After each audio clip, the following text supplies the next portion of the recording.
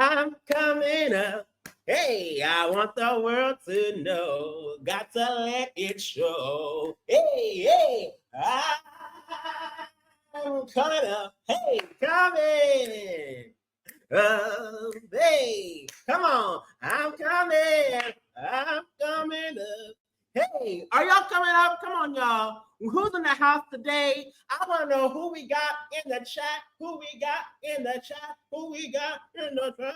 I want to see it. Come on, Shireen, you with me. Thank you. Shireen, you matching energy. You're matching energy, and we love that. Come on, somebody.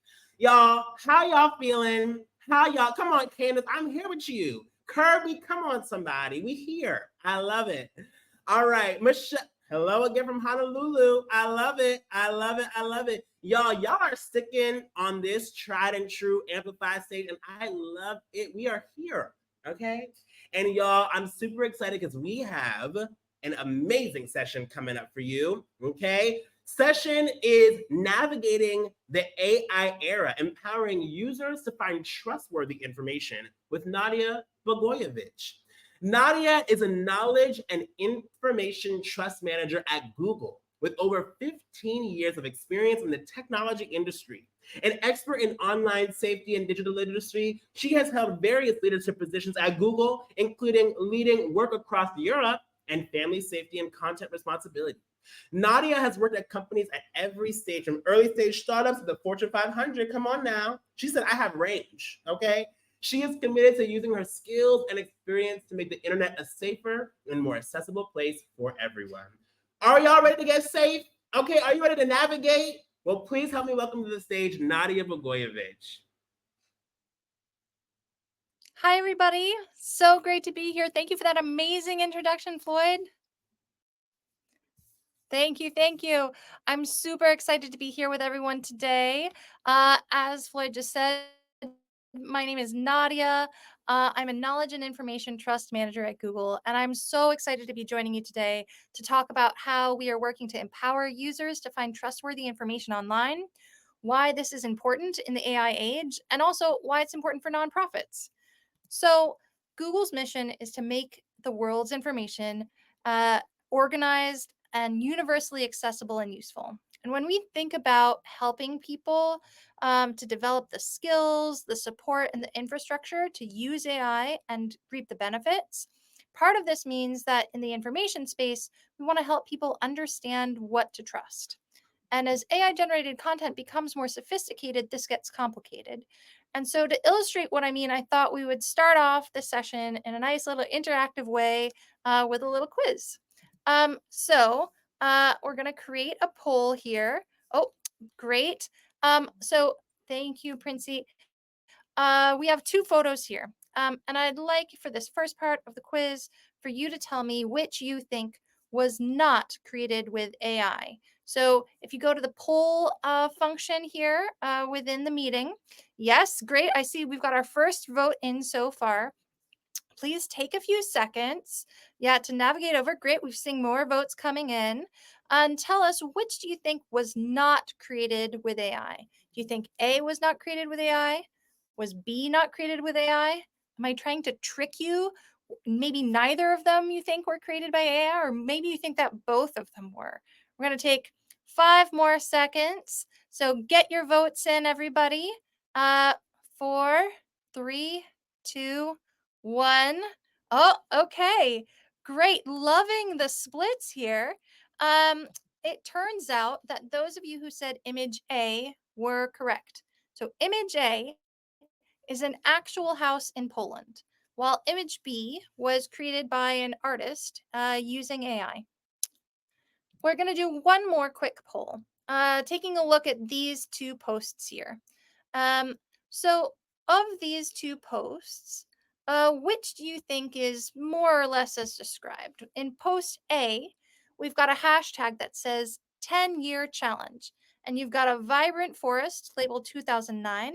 And then we've got a dusty road on the other side labeled 2019. And in post B, the caption says, Europe water levels are so low that Nazi warships are popping up in the Danube.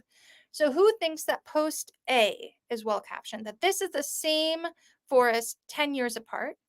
And who thinks that post B is accurate? is this a real photo of a Nazi warship in the Danube? Um, you can also say, neither of these seem right to you, or maybe you think that both of them are accurate, both are just as described. All right, we're seeing a few more votes come in. Folks are finding the poll. This is great. Oh, great. We can see the votes coming up on screen here. All right, yep, seeing lots of votes coming in now. We're going to give 5 more seconds. So make your choice, make up your mind, and lock in that vote. All right. Now, the big reveal. That was an actual warship in the Danube. But the image of the 10-year challenge didn't actually show the same forest 10 years apart, as we can see here. So this was not created by AI. This is an actual photo taken of a real place, but because of the way that it was edited and captioned, it was not an accurate representation. And so when we talk about navigating the AI era, we have to be mindful that AI generated does not necessarily mean untrustworthy, and also vice versa. Just because something isn't made with AI, it doesn't mean that we should trust it. And so to help people understand what is or isn't generated by AI or what isn't trustworthy, at Google we think a holistic approach is needed. And we think about this in 3 key ways: with assertive provenance, inferred context, and information literacy. And I'm going to talk a little about each of these 3 points. So assertive provenance is the explicit marking of content to signal the origin of the content and some of the intent behind it. Provenance techniques include things like watermarking, fingerprinting, using markup and metadata, as well as having declarations from content creators themselves on how their content was created or edited. And of these techniques, I'd like to just deep click briefly into watermarking and talk for a moment about a tool called SynthID. So SynthID is a tool that Google's developed for watermarking. It automatically embeds a digital watermark into a piece of content. And this piece of this watermark is carried within the pixels of an image. So it's retained if you take a screenshot of the image, if you transform the image, maybe you filter it or you crop it, the watermark actually stays embedded within the image. And this means that a machine can tell that the image was created by AI. And all of the content created by Google's consumer AI tools have SynthID watermarks embedded, including all of the images, the audio, the video, and the text. And more than 10 billion pieces of content have already been watermarked with SynthID. Although these watermarks are invisible to the naked eye, because they're detectable by machines, they can provide really valuable signals that can be surfaced to users to help them understand whether a piece of content is generated by AI or not. And because helping people understand the provenance of an image is something that no one entity or company can solve alone, we're partnering with organizations and companies around the world, both to help other companies watermark their content with SynthID, and to come up with globally recognized standards that can be used across the industry, working through with coalitions, not just with technology companies, but also camera manufacturers and academic organizations. In addition to understanding the provenance of a piece of content, at Google, we also think a lot about how to help people understand the full context around the content that they are encountering. How old is this piece of content? What was the motivation of the creator? Where did it come from? What do other sources say about a piece of content? Maybe it's an image that's been been disputed or has been fact checked. And so we've been working on a variety of tools to help people get more context about content for many, many years. Back in 2011, we launched a tool called reverse image search to help people upload images to Google search and then get important information about that image, like where else it appeared on the web. We also have a tool called About This Image, which you can see here on the right. And it highlights the history of an image, how other sites use and describe the image, information about an image's metadata, if that's available, etc. We also have more information and context that users can see about the ads that they see on Google, as well as the videos that they see on YouTube, where on certain videos you might see an information panel that provides additional information and context on the topic from independent third-party partners. Now, context is super important, but how we think about presenting users with information about content, as we think about this, we have to be really careful about unintended consequences. And so, one topic that we've really looked a lot at is user facing labels. So, these labels, which a creator or organization might put on a piece of content that they created with AI tools, they can really help people make informed choices about the content that they consume. But user research has also highlighted some potential risks. So, for example, um, if content is being labeled as being created or edited by AI, sometimes this means that users think that unlabeled content is real or more trustworthy, even though that content might also be generated by AI, but the creator or organization hasn't labeled it. And we've also found that creators who do the right thing and label their content as being AI generated, depending on how they do this, it might be seen as reducing trust from their audience compared to creators who maybe use the AI but don't disclose it. And another interesting finding is that when content is applied, very often, people start to selectively ignore the labels and start to almost not see them anymore. So even though labeling is really important, being really judicious and thinking about other aspects of the solution, we think is really important. And all of this, brings us to information literacy. We want to help. We want to help empower people to contextualize the information that they see online.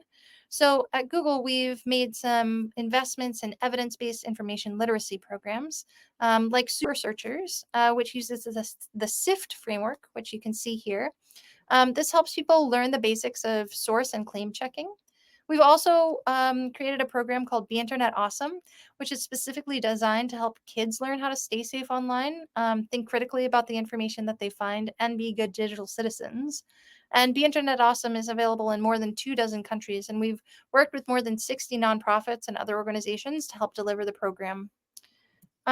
We have created a white paper.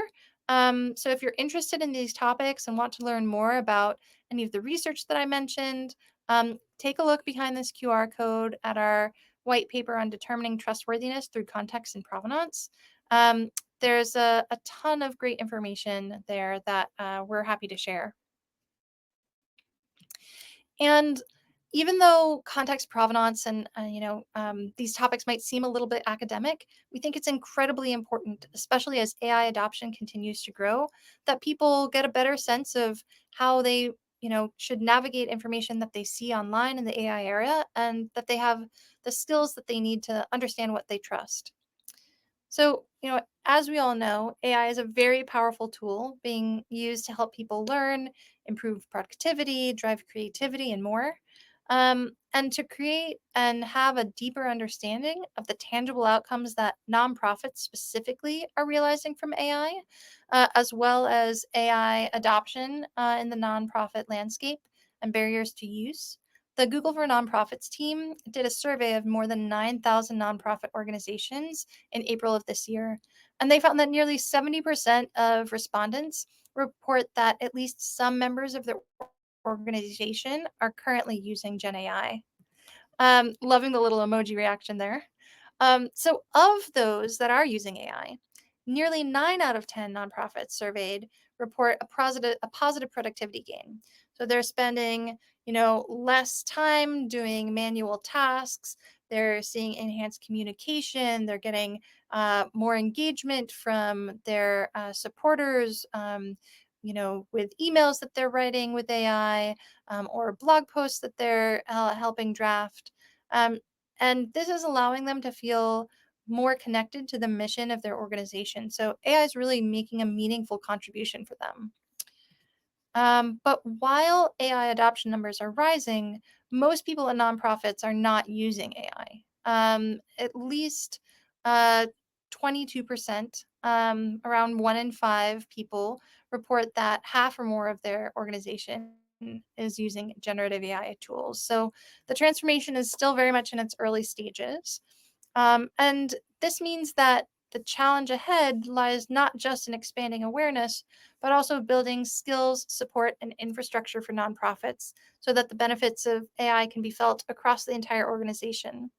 Um, by the way, we have another QR code here that has the full research report. So if you're interested in learning more about the research and the findings on AI adoption with nonprofits from the Google for Nonprofits team, you can click the link and check it out.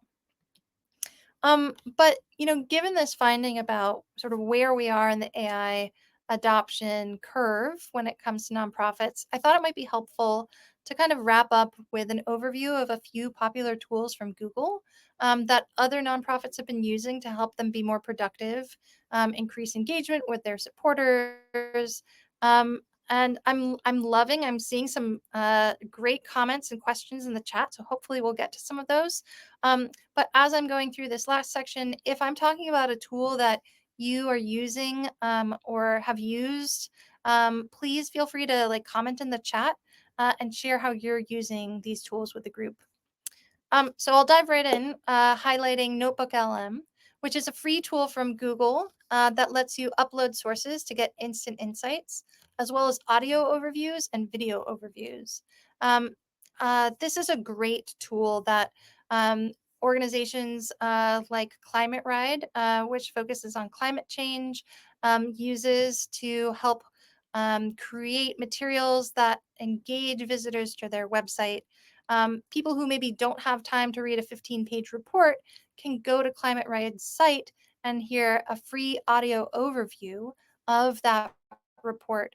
So it's really giving them a new way to connect with their visitors.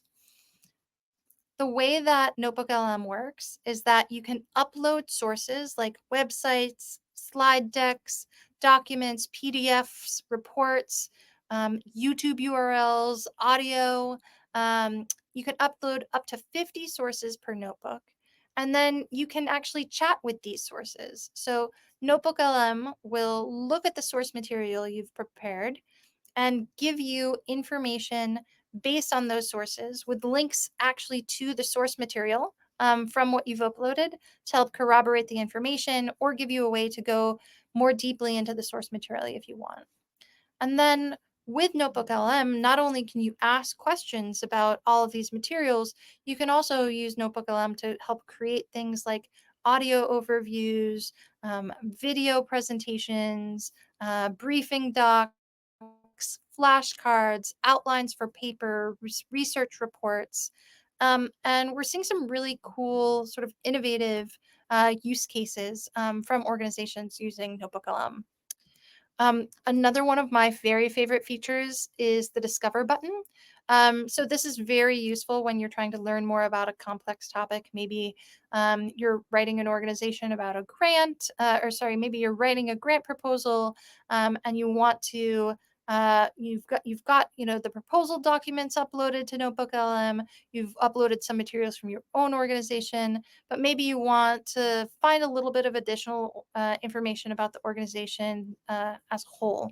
So you could sort of hit the Discover button when you're uploading your sources, describe the organization or the grant topic, and Notebook LM will analyze the open web and look across hundreds of potential sources in seconds. It'll pick the most relevant ones based on your topic and then present up to 10 source recommendations. And with one click, you can add these sources to your notebook, and then you can use them with the other Notebook LM features. For our next little product overview here, I'm sure many of you are familiar with Gemini, which is Google's AI assistant. But there's a really cool feature that I wanted to highlight, which is called Gemini Gems. They're a new feature in Gemini that lets you personalize your experience and set up specialized AI chat agents to help with specific tasks. So this is super helpful if you have a way that you interact with Gemini over and over again.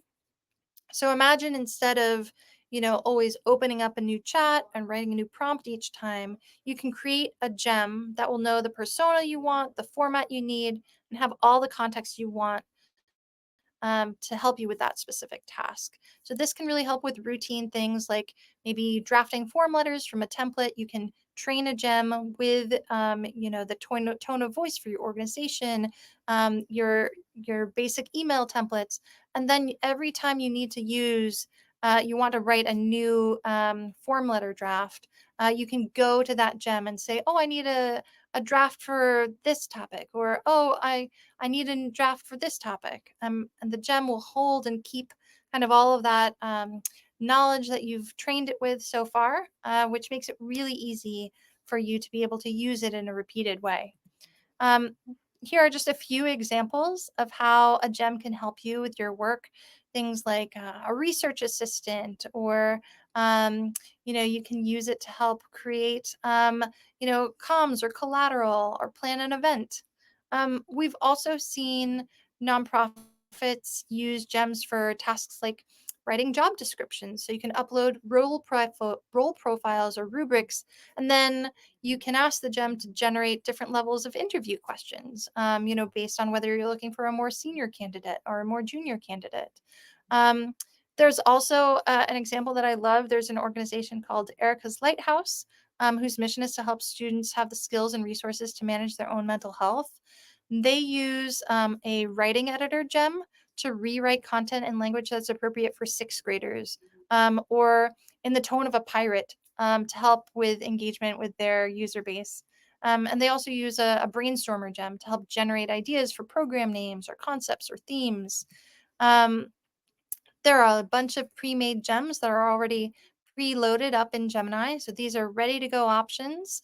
And you can also customize these pre-made gems or build your own gems from the ground up. That way, they're really fine-tuned and enhanced for your unique needs. Um, Through the survey that I mentioned earlier, with the 9,000 nonprofits, we heard that funding is a significant barrier to AI adoption.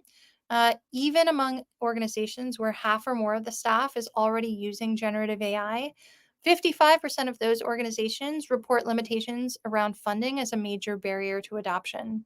So I'm very happy to say that these AI features that I've just talked about today and more are available through the no-cost Google Workspace for Nonprofits plan, which also offers enterprise-grade security for data, as well as integrated AI tools with products like Gmail, Docs, Google Drive, Google Sheets. Um, if there are folks who want more advanced features, like all the bells and whistles for our enterprise products, Google for Nonprofits also offers eligible nonprofits a 70 to 75% discount on the business standard plan, because we know that this is a limitation, and we want to help as much as we can. Um, a final QR code for you today, to learn more about AI use cases and best practices. The Google for Nonprofits team has created a website specifically with AI resources for nonprofits that you can explore. This has everything from how to prompt an AI for folks just starting out, or sort of more advanced materials around things like how to develop a generative AI policy for data use within your organization. And then if anyone's not familiar already with Google for Nonprofits, but want to get started and learn more, please do go check out the Google for Nonprofits site, which has all of our resources, including many parts of our program beyond our generative AI offerings. Thanks very much.